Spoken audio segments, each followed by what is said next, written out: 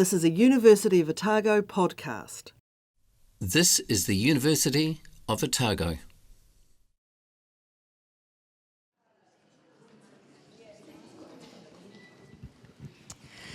Good evening. It sounds like you were all having quite a nice time before we came in here. Sorry to interrupt your conversation, but we have some important business here. On behalf of the University of Otago, it is my great pleasure to welcome university staff and students to this inaugural professorial lecture. It's also my great pleasure to welcome members of the general public who so kindly support these events with their attendance. And I'd like to add special words of welcome to Rachel's family, who I know who are here, her parents, her husband, and her children, who I'm sure are happy to be identified right now.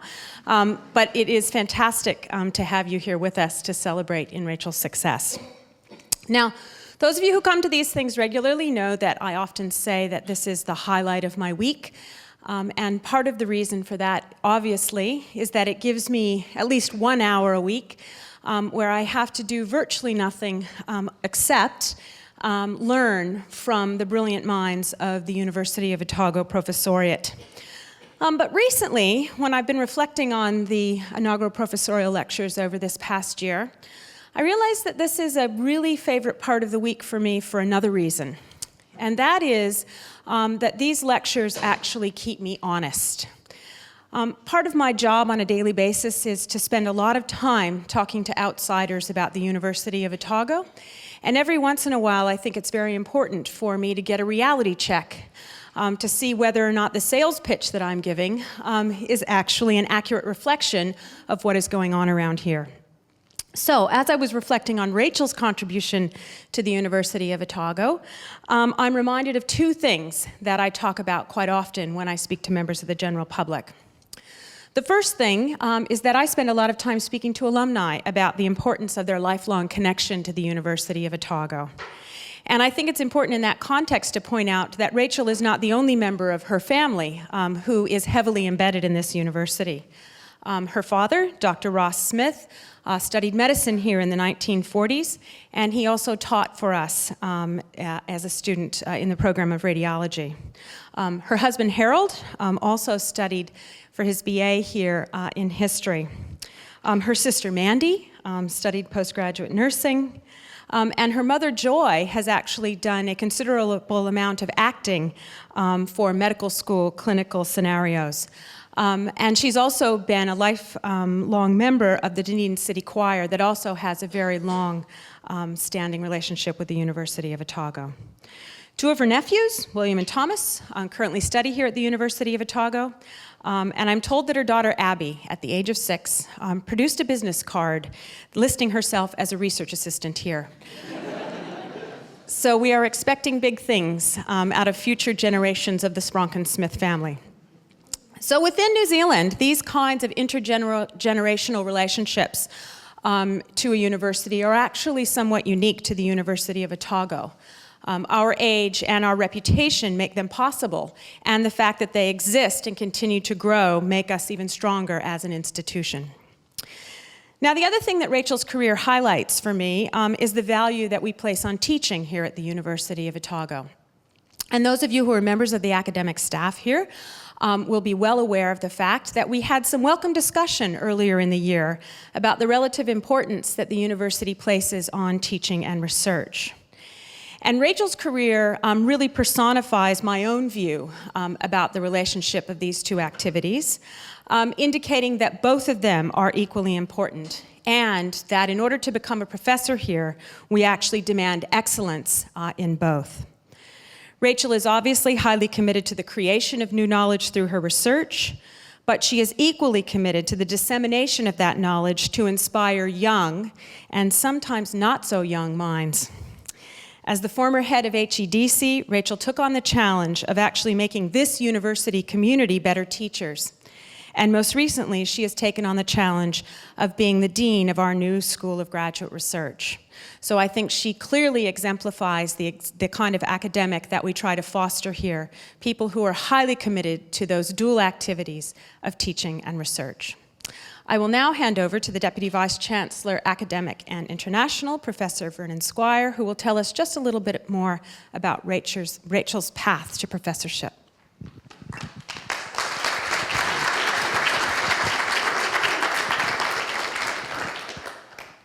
Thank you, Vice-Chancellor. It's my pleasure to provide a brief biography for tonight's IPL speaker, Rachel. Rachel began study at Otago in 1984, graduating 4 years later with a BSc Honours in Geography. She then worked in the New Zealand Meteorological Service as an agricultural meteorologist for 2 years before moving to Vancouver to do doctoral study in geography at the University of British Columbia. She graduated from there in 1994 with her thesis winning the Jean Elder Prize for the best doctoral thesis by a woman at UBC, University of British Columbia. Rachel then returned to a teaching position in New Zealand in geography at the University of Canterbury, where she worked for 9 years. She completed a postgraduate diploma in tertiary teaching through Otago in 2002 that really changed her life, and that sparked her interest in research in higher education. As a result, she moved back to Dunedin in 2004 to take up a senior lectureship at the Higher Education Development Centre, where she worked as an academic staff developer. She also continued to teach in geography, and that's been a constant theme through Rachel's career, where she's kept 2 balls in the air for most of that career. Rachel was head of HEDC from 2009 until 2012 and has led many initiatives at Otago, including the Spotlight on Teaching colloquia, the Women in Leadership at Otago program, and many other courses for staff and graduate students particularly.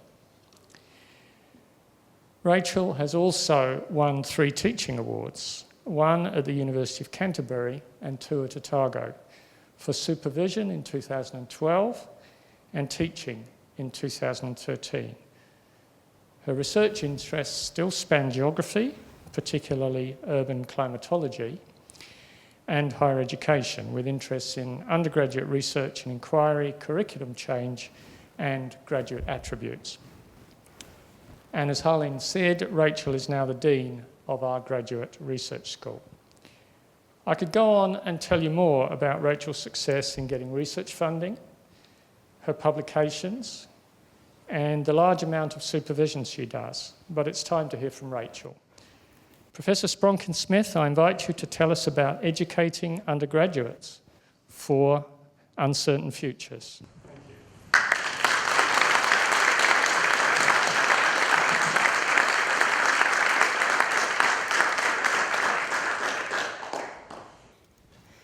Kia ora, and thank you for that welcome, Harleen and Vernon. As I celebrate this promotion, there are many people I would like to thank. And you'll see the business card has made it up there, Abby. She didn't realise I'd kept it all these years.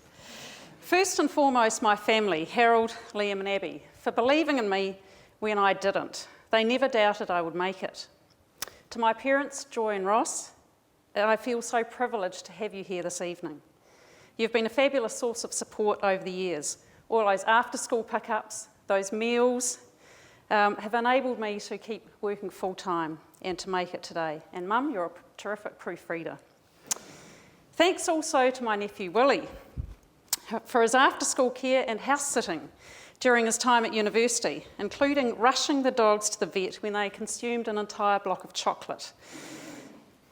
A few geographers from Canterbury also deserve special mention. Professor Eric Pawson was one of my heads of department there. He was a true inspiration. And Professor Wendy Lawson for sharing dreams and daring me to seize new opportunities. Here at Otago, I've been fortunate to have many supportive colleagues in HEDC, far too many to mention them all.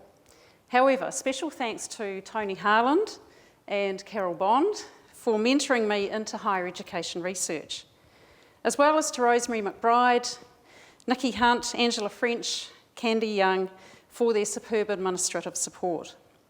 Thanks also to the staff in the Graduate Research School. where I'm thoroughly enjoying my new position. Finally, thanks to the mentors and inspiring colleagues that I've had over the years, particularly my PhD supervisor at UBC, Tim Oak, Mick Healy from Gloucestershire, Terry Crooks from the College of Education, and also members of NZ Will, who were some fabulous mentors, Lyle Hanton, and Nicola Peart. I'm not sure if Nicola's here, but her quip to me a few years ago about, of course, you should apply for professor within 4 years of making associate professor, actually led me to make this application. So thanks to all those people. At an event a couple of years ago entitled Research on a Plate, I took that quite literally and discussed my research interests. And in the good Kiwi tradition of meat and 3 vegetables, here they are. The background is climatology, particularly urban climatology. My staple is undergraduate research and inquiry. I'm passionate about promoting such approaches for undergraduates. The meat is the curriculum change, the means to improve learning experiences for students. And the carrots are graduate attributes, a more recent focus of research, and the sauce is high-impact educational experiences. In today's lecture, I'm actually going to puree these interests together to give you an indication of how they're interlinked. But I also have another agenda, a drive to graduate students who are well equipped for uncertain futures. With a captive audience, I would like to make a plea for providing research and inquiry opportunities to undergraduates, not only through summer research programs, but through mainstream activities. By doing so, I think we can foster desirable skills and attributes that will stand our graduates in good stead for uncertain futures. And you'll note that my examples are infused with a strong geography flavour throughout. Being a geographer, I have to have a map of some sort, so here is a map of my session. First, I'm going to touch on uncertain futures. Then I'm going to think about implications for graduates.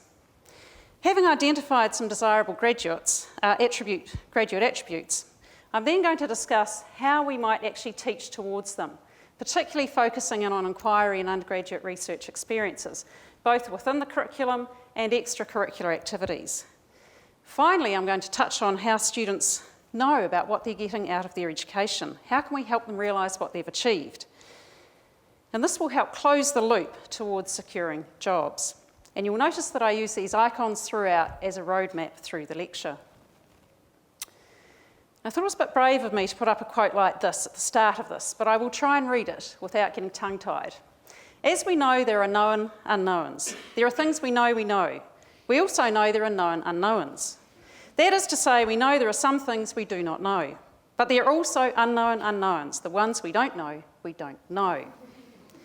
So what are these uncertain futures and these unknowns?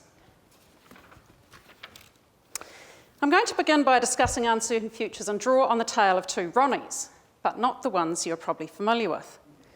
Ron Johnston is a distinguished geographer, and many of you will know his daughter, Lucy Johnston, who's my counterpart at Canterbury University. In 1997, Ron Johnston said the purpose of higher education was to focus on the ability to solve new problems and the ability to resolve insoluble problems, with disciplines as the vehicle to develop critical thinking. Ron Barnett, an eminent higher educationalist, used the term supercomplexity to characterise a world where interactions can never be completely resolved. He argued that there are 2 forms of uncertainty resulting from this supercomplexity. The first was an uncertainty from the rapid expansion of knowledge and the inability to actually know it all. And the second was a personal uncertainty, since we could never hope to satisfactorily describe the world, let alone act with assuredness in it. So this is an uncertainty over being in the world. On top of this, we have uncertainty over the global economy, as well as climate and environmental changes. There is also the changing job market, although I suspect this is not new, but perhaps the nature of employment has changed. So what does this mean for graduates? As Ron Barnett would argue, we need to help them to be in an uncertain world. We've witnessed changing job markets and uncertain futures for graduates. Maguire and Guire in 2004 suggested that owing to the changing nature of work within many countries around the world, future graduates of all disciplines need to be prepared for the prospect of portfolio careers. This results from a career pattern that includes periods of employment, self-employment, and unemployment. A report by Lahiran and Hathaway in 2000 on geography graduates' employability noted that due to the changing nature of employment in the US and New Zealand, jobs were shifting to a more project-oriented focus. So there was an increased emphasis on dealing with technical and transferable skills and flexibility. Therefore, we need to focus on enhancing these employability skills, as well as assisting students to get jobs. So we need to focus not only on their knowledge, but the skill set that they gain. We need to give them understanding and experience of work within an enterprise project-oriented culture. David Higgett, another geographer, in a 2012 editorial of the Journal of Geography and Higher Education, talked about global education for global challenges. He noted the increasing desire to produce global citizens, and he drew on O'Brien's work to talk about 3 forms of literacy: digital literacy, the ability to communicate across digital and communication technologies; cultural literacy, empathy and understanding to divergent worldviews; and socio-communicative literacy, the ability to negotiate across multiple perspectives to develop collaborative products. So we must ensure that our programs foster these literacies, and this will help them to compete for jobs in a globalised world of interconnectedness. Do our graduates think they are well prepared for portfolio careers? Have they gained a broad skill set with a host of transferable skills? I would like to share with you some findings from one of my first forays into higher education research, the Otago Millennium Graduate Project. Working with colleagues in HEDC, in 2004 we surveyed and interviewed science and humanities students who graduated in the year 2000. So it was 4 years after graduation. Amongst other questions, we asked them about the purpose of higher education. Drawing on phenomenography, we identified 4 orientations of higher education. So for Craig, a degree was seen as a ticket to a job. It was a physical piece of paper. He could lose it down the back of a fireplace. In this orientation, the goal of higher education was very outcome-oriented, with the degree achieving the job. So this is from Sam, and in this orientation, the focus was still on credentials, but there was recognition that the skill set was broader. It was preparing for a range of jobs rather than for a specific job. So in this orientation, the purpose of higher education was twofold, both credentialism but also on learning how to think. This was perhaps the most contextually balanced view. Rather than outcome-oriented, this orientation was more process-oriented, with a focus on developing intellectual skills. So in this final orientation, there was actually no mention of jobs. It was rather a focus on education for its own sake. The degree was internal, part of who you are. It was integral to the person. So you can see that for some graduates, they're realising a more holistic view of their higher education and will likely be well placed to cope with uncertainty. But for others, they have a very narrow instrumental view. And indeed, the likes of Craig were quite disaffected when their degree hadn't achieved that specific job that they were seeking. So I'd like to move on now and think about what shapes these orientations. So you can see there are many things there, but the one that I'm particularly interested in are curricular experiences. And certainly our Millennium graduates mentioned powerful curriculum experiences, particularly undergraduate research and inquiry-type activities that helped shift their orientations from what might have initially been quite credentialist-oriented towards a more holistic view. So how can we educate our undergraduates for uncertain futures? Well, as Barnett said, there's nothing new in the need for learning for an unknown future, as the future has always been unknown.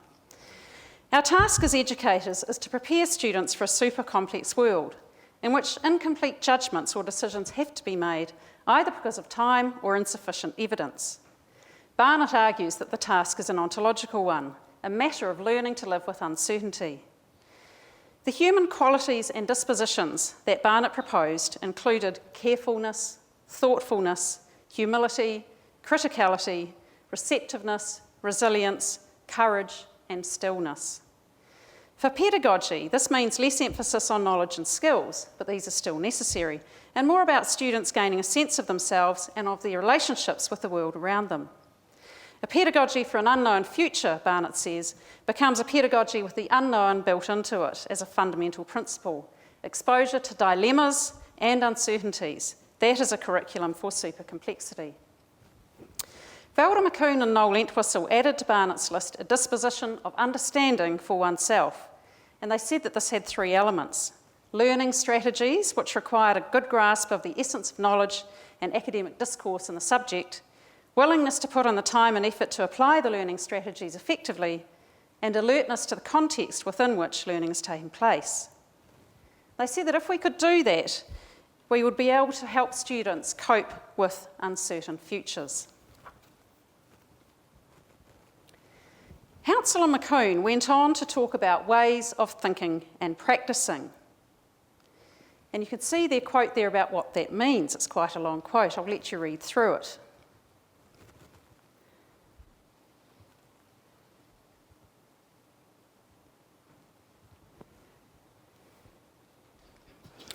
So ways of thinking and practising can potentially encompass anything students learn which helps them develop a sense of what it might mean to be part of a particular disciplinary community. They said that the disposition to understand for oneself leads to a continuing determination to use acquired knowledge and ways of thinking and practising in new contexts, something that's key to dealing with uncertain futures and being in the world. I like the phrase ways of thinking and practising as it goes beyond terms such as graduate attributes, which tend to evoke lists of skills and attributes that may be desirable. The phrase ways of thinking and practising engenders more a state of knowing, being and acting. So it relates to Ron Barnett's notion of educating for being in the world. I'd now like to get you to think about how you think and practice and how you educate, for those of you who do educate here, undergraduates. Picking up on McCoon and Entwistle's ways of thinking and practising, how does a geographer or a psychologist or a geologist or a philosopher think and practice? What is at the heart of disciplinary reasoning?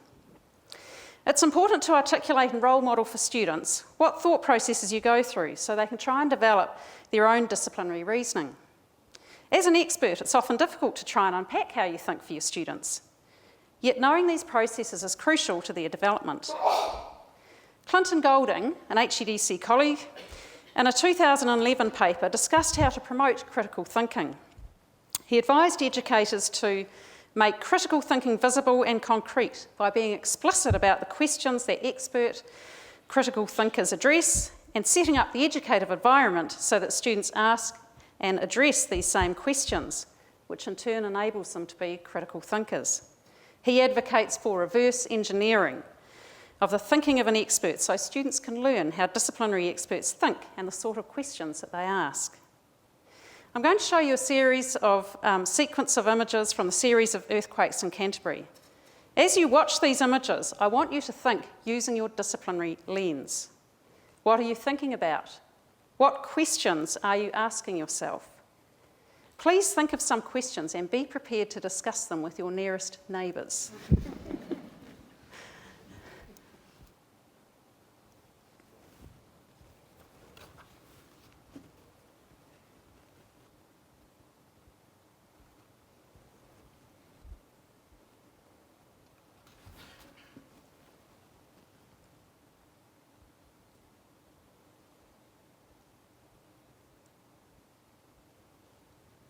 I'll just flick back through those again. So using that disciplinary lens, what questions are you asking?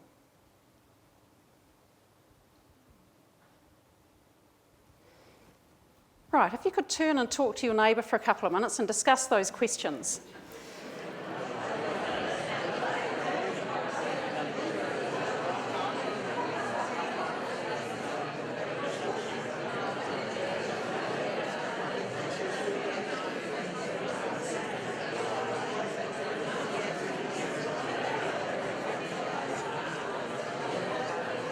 Okay, if I could just draw you back together. Is anyone willing to share a disciplinary view of the sorts of questions that you're asking? Yes.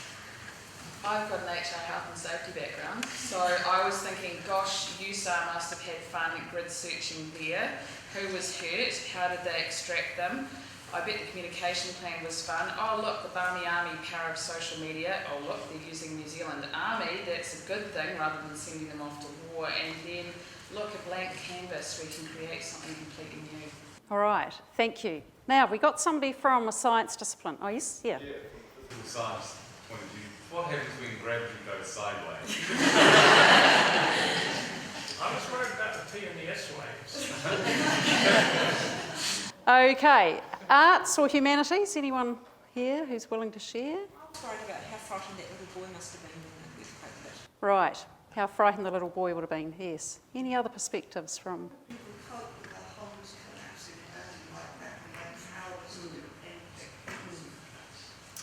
Okay, thank you for that. Certainly, when I gave a version of this, part of this lecture at least, to the to geographers at the Royal Society Geography Conference last year, the geographers in the audience volunteered things like, was the risk known and was society prepared?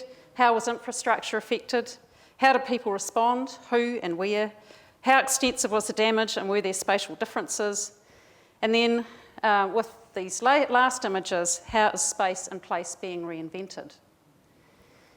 So they're the sorts of questions, but how do your students develop reasoning in your discipline or profession? How would they learn to ask those sorts of questions? Assisting students to develop disciplinary ways of thinking and practising involves them learning both disciplinary knowledge as well as skills and values. First, thinking about disciplinary knowledge, using threshold concepts is a useful way to think about core disciplinary knowledge. Mayer and Land said that threshold concepts are conceptual gateways or portals that lead to previously inaccessible and initially perhaps troublesome ways of thinking about something. So threshold concepts are often associated with troublesome knowledge, something that's difficult to learn and can often be a barrier to progressing. They are irreversible, so once learned, they're unlikely to be forgotten. And indeed, because they are transformational, the subject or concept is seen in a different way. They're also integrative, exposing the previously hidden interrelatedness of something. The argument is that lecturers should be focusing on these threshold concepts within their teaching, as students cannot progress their understanding without them. I suspect that intuitively good teachers would know what these are and pay particular attention to them in the curriculum. For example, in my own teaching of second year climatology, when I began, I initially tried to teach the lot. I was covering as much as possible about weather and microclimates. However, I noted that students were not getting what I thought of as the key concepts and realise now that educationalists just called them a fancier name, threshold concepts. For my students, understanding radiation and energy balances and how these link to microclimates was essential. Once I made this realisation, I then focused my entire course on teaching towards those concepts. Since Mayer and Land's seminal work, there's been a lot of research across the world and widespread interest by academics. I suggest that you Google threshold concepts for your discipline and see how you're paying attention to them in your teaching. As well as disciplinary knowledge, students need to develop disciplinary-specific skills and attributes. You will know what these are in your discipline. For geography, some of the core skills are given here: cartography, global geographical imagination, which is understanding the world in a inherently spatial way, and ethical thinking, where graduates have a sense of agency and moral citizenship. That is, moral development and responsibility towards society. And this should encompass notions of sustainability, but not just knowing about them, but acting in a sustainable way. As Wally et al. Say, we need to nurture engaged, active, independent and humble students. Students who can reflect on their own practices, understand the influence of these on wider social networks, and recognise the limits of their knowledge and understanding. Hopefully, the Otago staff here will recognise this profile. As well as discipline-specific skills, Otago has identified a profile with 13 attributes shown here. Hopefully for your degree programs and for your disciplines, you will have customised this profile to make it contextually relevant for your students. Which of these can you be confident that your students will have by the time of graduation?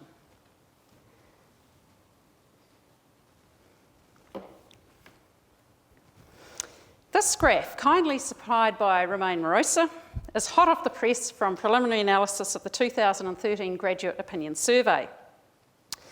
In this survey, questions were asked about the extent to which the degree programs encourage the development of graduate attributes during the course of study, as well as application of the attribute in post-university experiences. The survey is conducted 18 months after graduation.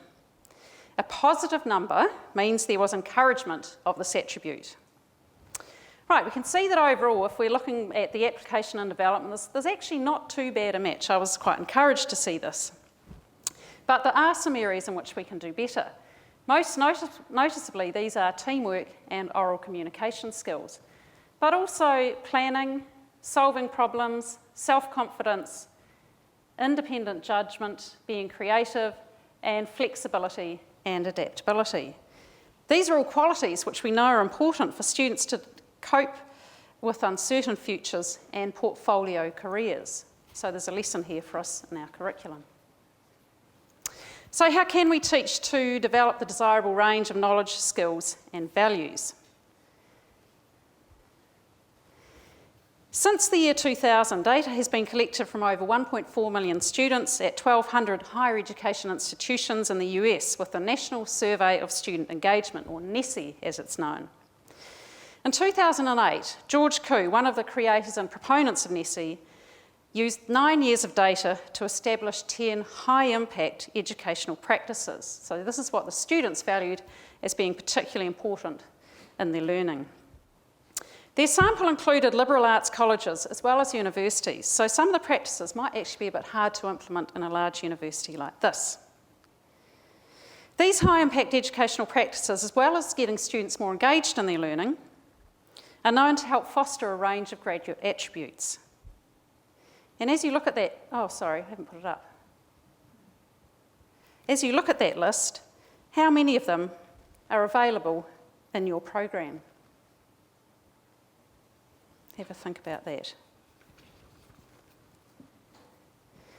My particular interest is in undergraduate research, which I expand to include learning through inquiry. Such experiences come through strongly in our Otago Millennium Graduate Study, and I'm going to discuss this in more detail.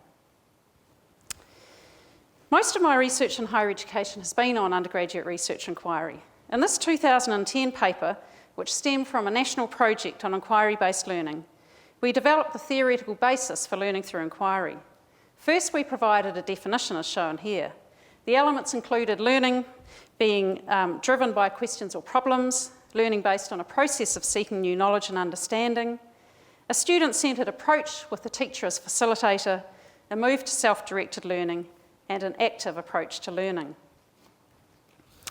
Here is a model of the inquiry process from Justice, and we can see here it starts with identification of basic knowledge in the topic that's of interest, generating a question, identifying resources, assessing the information, weighing up the evidence, communicating new understandings, and evaluating success, and that usually generates more problems for inquiry. And central to this is this notion of self-reflection and self-evaluation. Inquiry-based learning can include the whole cycle, or it might just be part of it. In our research, we came up with 3 important qualifiers. Firstly, scale. Within class is where you might use questions, for example, to stimulate inquiry. Within the course might be project work or assignments. At the level of the course, it's the design principle for the whole course, or it could be the design principle for the whole degree, such as with the ecology degree here at Otago. As the scale of inquiry increases, the benefits to students increase, so we should be aiming to design whole courses or whole degree programs to take an inquiry approach. With framing, using Levy's definitions, we used information-oriented, which is where students sought answers that were already existing. So teachers knew the answers, but they were just new to the students. Or discovery-oriented, where knowledge was not known, so the inquiry was producing original, new insights.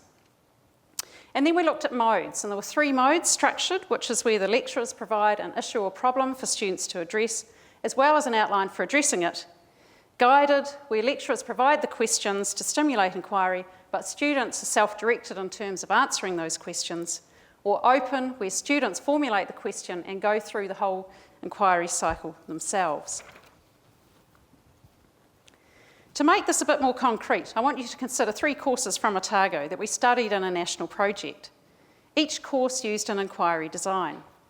First, a Stage 3 endocrinology course developed by Peter Schwartz. It used a case-based learning approach. The class of 230 was split into 16 groups of about 14 students. Each group met once a week with their tutor. Students had to prepare for those sessions, and then in the group session, there will be a lot of brainstorming and discussion around scenarios. The inquiry questions were open-ended and had multiple possible answers, but the tutors were seeking one right answer, which is probably a good thing when you think about what they're doing. The second one was political communication, taught by Chris Rudd. It used a guided inquiry approach. Students covered a series of topics, but they were framed through a series of questions. They had to prepare for weekly group meetings by accessing online resources and undertaking reading as well as listening and watching media clips. Having done the preparatory material, the group discussions in the class focused on key questions, and the teacher used a series of brainstorming and task-oriented methods to get students to cover broad content areas. So this approach is now known as the flipped classroom. And then the third course was the Ecology Field Studies course, developed by Kath Dickinson and colleagues. It adopted an open, discovery-oriented inquiry approach. Students developed the research questions and they completed the research projects. They did field research over a week-long field trip and then completed analysis once back on campus. The students there had to give an oral presentation and a written report on their research, and some third-year students have actually published their findings in international journals. Rebecca Walker and I have generated a model showing the relation between the level of independence, here we have it, and the focus of learning. And you'll see that the open is discovery-oriented and then the hatched is information-oriented. This provides a useful tool to conceptualise learning through inquiry. The model is constructed deliberately in a stepped podium fashion to reflect a desire that graduates should attain the highest level before graduation. One possible pathway is to start at first year with structured inquiry, and then at second year to build in guided inquiry, and third year open inquiry, so that inquiry skills are progressively developed throughout the curriculum, and indeed that's what the ecology program does. However, some researchers argue that actually, if you can do it, starting with open inquiry is a great way to engage students into research and introduce them to the research culture of the university and let them know how messy research can be. But quite a lot of support is required for that, and obviously class size would have to be taken into account. If you go that route, then the guided and structured would follow that in the next years, returning to doing more advanced inquiry at the third year. But why bother promoting undergraduate research and inquiry approaches? So this is my busiest slide, I think. There are many benefits, and I had to put them all there. As mentioned earlier, Ku's work identified undergraduate research as being high impact practice, highly valued by students. Moreover, increasing evidence shows that there are enhanced learning outcomes through such experiences. And here are some of the benefits. Higher order learning outcomes, especially critical thinking skills and application of knowledge. Personal and professional gains, such as in confidence and establishing collegial relationships with lecturers and peers. Disciplinary ways of thinking and practising. Enhanced academic achievement in terms of higher grades and better attention. Curiosity and a passion for learning. A holistic sense of higher education. A host of graduate attributes. Enhanced preparation not only for postgraduate study, but also for the workplace, and clarity of career pathways. Lecturers also report benefits such as enjoyment, reward from seeing students grow, recruitment into postgraduate study. I know most of my geography postgraduates come through this inquiry route, and for some, publication outputs. So there's now increasing evidence for inquiry-based learning to develop higher order learning outcomes. But what was not known was whether the different types of inquiry would lead to different outcomes. So in some research a few years ago, we looked at 16 inquiry courses across 4 higher education institutions in New Zealand: Otago, Canterbury, Victoria, and CPIT. And we surveyed students to find their perception of learning outcomes from these courses. This graph shows a range of learning outcomes from memorising, but lower order, through to higher order skills of applying, evaluating, creating and reflecting. And then up this side we have the percentage responding a great deal or quite a bit. And we can see that for most of these there is a progression from structured to guided to open. The exception being memorising, which in the structured courses quite a lot of memorising was required, as you might expect. It was also apparent from our study that discovery-oriented, that's learning new knowledge, gave better outcomes too for students. So ideally we should be providing open, discovery-oriented inquiry courses to our undergraduates. And I would just like to share a couple of quotes here, and I'll let you read through these. This is one from a student in endocrinology, which is that case-based learning.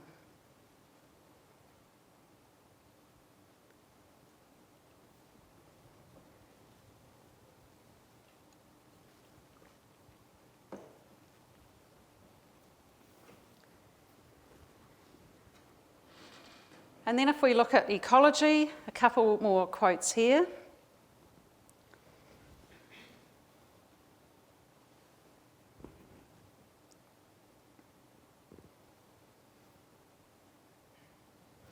So I hope I've given you a glimpse into the many benefits for students of learning through inquiry. It's certainly a powerful pedagogy that will help them cope with uncertainty, as well as a range of other benefits. I'm just going to finish off by talking about some extracurricular experiences and just share with you one of these particular experiences. In the last 3 years, I've been leading the Otago connection of the Matariki Undergraduate Research Network, or MURN as it's known. Many of you will know about the Matariki Network. It's a partnership with 7 universities across the globe, and had to have another map, of course. Frustrated that my arrows wouldn't quite go where I wanted them, but I think I've got the right countries at least.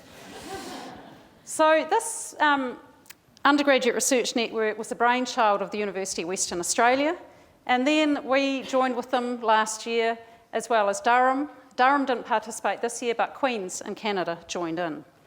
The aims of it were to provide a unique opportunity to connect students engaging in undergraduate research programs from different universities across the network, to give them an authentic research experience, to develop transferable research skills, to provide students with a university and global perspective on teaching and learning, to provide an insight into and basic preparation for postgraduate study, and to use results to inform policy and practice within the institutions. How did we do it? Well, teaching and learning was chosen as the research focus. Students did get a $3,000 stipend because it was extracurricular. The project's focused on an aspect of teaching and learning. In the last 2 years, it's been internationalisation of higher education. And the students were trained in higher education research through a series of online modules, taught workshop sessions using web conferencing, and local sessions. And then they undertake research projects supervised by HEDC or equivalent academics.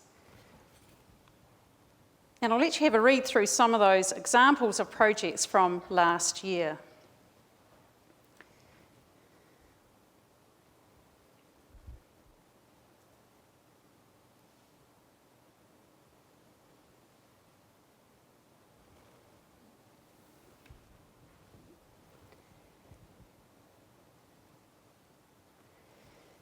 What do our students think of this? This is a photo of 3 of our students this year, Matt Kelty in the t-shirt there, from chemistry, Steph Baddock from anatomy, and Tiho Midgetov from law, at the 2nd Australasian Conference on Undergraduate Research in Sydney, where they presented. 2 are submitting papers to eMERGE, a Matariki undergraduate research journal that we've developed in HEDC, and Tiho has submitted to an Australasian Law Education Journal. We're going to hear from Hamish. Hey, I'm Hamish Russell, and I'm also part of the Otago group with this MURN adventure. I've been researching international exchange programs, and specifically the factors that determine, or at least influence, where Otago students decide to go on exchange. And that's been interesting for me because, I went on exchange last year to Canada, which was awesome, and I wanted to find out why people decide to go to other places other than Canada, and that's a kind of a neglected area in the literature, it seems, in terms of exchange programs. a lot of emphasis on why exchange programs are good and whatnot, not so much on why students go to specific locations. So yeah, I've enjoyed that because it feels like I'm actually contributing to an area that's been less focused on, which is pretty cool. Another good thing I've got out of this project is experience at research, but experience at a particular kind of research. I'm a philosophy student and will be doing philosophy postgrad for the next few years.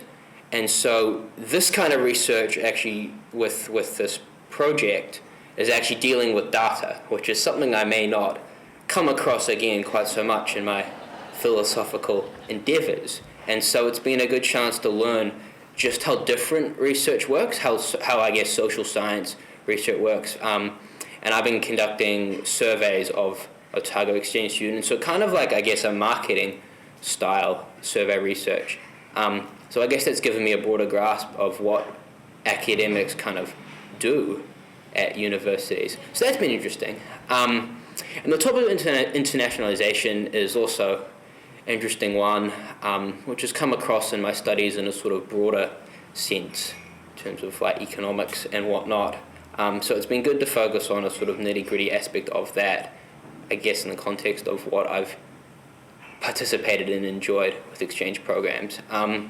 The actual international aspect of the group that we've been doing, coordinating with universities, to be honest, I've found, I guess, less useful than it could be, to speak frankly. I guess it's because the local group has been so useful and so supportive. The access to the international group is, I guess, seemed kind of redundant. Is probably the biggest thing. There seems to be no more we can gain from that than actually talking to people face to face at Otago. So I guess it's not that there was no potential for the international group to be useful, but just that most of its needs were met. And also technical difficulties and whatnot. Technology's got to get kind of up there. So yeah, nothing else spring to mind. So the students have said that they highly value the local community of researchers and they appreciate skills being developed in research. They've learned about the process of publishing and also presenting at conferences. As Hamish indicated, they did see less value in the international aspect, probably because there was no real need to engage. I had really wanted to push for collaborative projects across the countries, but the leaders who were doing this were a bit resistant to that initially. I think that will come in the next iteration, because if there are truly collaborative projects, I think the benefits will then be seen. Nevertheless, it's been a very worthwhile process for students, for those of us teaching on it, and for the institutions where we're in the process of feeding back results. Finally, it's all very well to provide curricular and extracurricular activities to develop a host of discipline-specific and generic skills, but do our students realise what skills they are getting? Can they articulate them?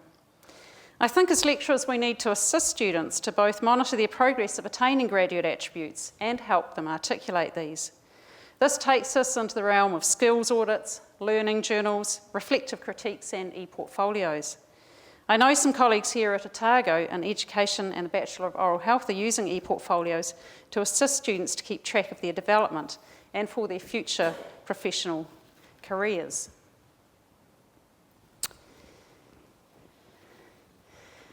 In a super complex world, we need to prepare graduates to cope with uncertainty and to give them the confidence to be in an uncertain world. So how can we educate undergraduates for uncertain futures? We need to provide them with curricular and extracurricular experiences that will help develop disciplinary knowledge, skills and attributes, as well as generic skills. As academics, we need to explicitly model and articulate our ways of thinking and practising. Learning through inquiry is a high-impact educational experience to develop ways of thinking and practising, fostering a host of discipline-specific and generic skills. Try to incorporate mainstream inquiry experiences as well as offering summer studentships.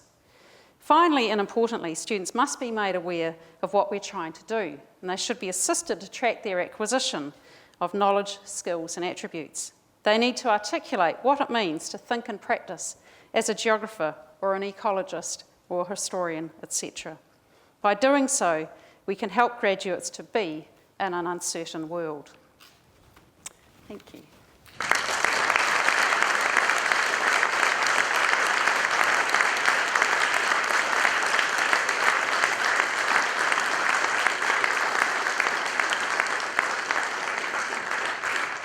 Good afternoon, everybody. I'm Tony Harland, and I'm the head of the Higher Education Development Centre. And it's my pleasure at the end of this lecture to thank Rachel and to make a few observations on her talk. I want to start by saying that HEDC academics are, I think of them as academic migrants. We all come from somewhere else. There's no undergraduate route into what we do. So Rachel's career, as you've heard, was her early career was in geography. Then she became a postgraduate in HEDC, and that's how we met all those years ago. So she's moved from pure science into social science, and from a quantitative world into a qualitative world. Now, Rachel was published in higher education within a year of coming through into that new world. And she got into the top journals within 2 years. And that was absolutely phenomenal. If you think about it, there was no apprenticeship in the same way as she served her geography apprenticeship. So I think what Rachel had learned to do here as a geography scholar here and bring it into a completely new radical area. If you make, I was a scientist too, you make that transition, it's a very, very big transition. But she did it really well and really quickly. Now, the reason I'm telling you this story is because that's what Rachel researches now. She has lived that journey, and she's a living embodiment, if you like, of her own ideal of a university education. Educate students as inquirers, educate them as researchers, and they will have genuinely transferable skills that they can bring into all sorts of uncertain futures, whether or not they're known or unknown. So to research these concepts, I think, is important, both to contribute to educational theory, which Rachel does extremely well, and is leading in certain areas around the world in educational theory. But it also helps us, everybody in this room, in our practice as university teachers. I think for all of us to meet the requirements of the University of Otago graduate, the graduate research profile, the graduate attributes, if you like, is complex and challenging. It raises many, many questions, and these are the things Rachel's interested in. I mean, how do we teach all students the full range of graduate attributes? Are graduate attributes optional for some academics? Vernon and I have talked about this a little bit. Are they optional for some academics or some disciplines? Is the list presenting us here with direction that we must take? I was flying back yesterday from Malaysia, and I was reading a novel, a historical novel about Malta and the siege of Malta during the Second World War. And I'm going to read out a little quote. I know I should have been writing a paper on the plane or marking students' work, but I was reading a novel. But there was a really neat quote in this, and I Googled it today, so I'm going to share it with you. And I think it relates to the work that Rachel's doing really well. Rules are made for the obedience of fools and the guidance of wise men. And I thought that was really interesting, firstly, because I didn't know who'd said the quote, and secondly, and I thought, well, will I share it today with everybody, with all these wise women in the room? It was written a long time ago. I actually thought it was written by some philosopher a long time ago, but it was written by Douglas Bader. And Douglas Bader, he was the World War II flying ace. And he said that in the 1930s when he was breaking all the rules of flying. But of course, Douglas Bader crashed and lost both his legs. And so maybe breaking the rules, maybe we should follow the graduate attributes, and it's a lot easier to do that. But it brings into question what is expected. And it's hard for a lot of us to know this.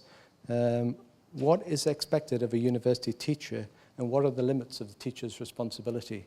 And I think they're the sorts of questions that Rachel is actually concerned about, because it calls into question the whole purposes of a university education. So I'd just like to conclude by saying that Rachel's work has made a major contribution, both to theory, both to the field, and it can guide us and in our decisions, in what we're asked to do, and what we feel we have to do. So thank you very much, Rachel, and we've got a small gift for you from the university.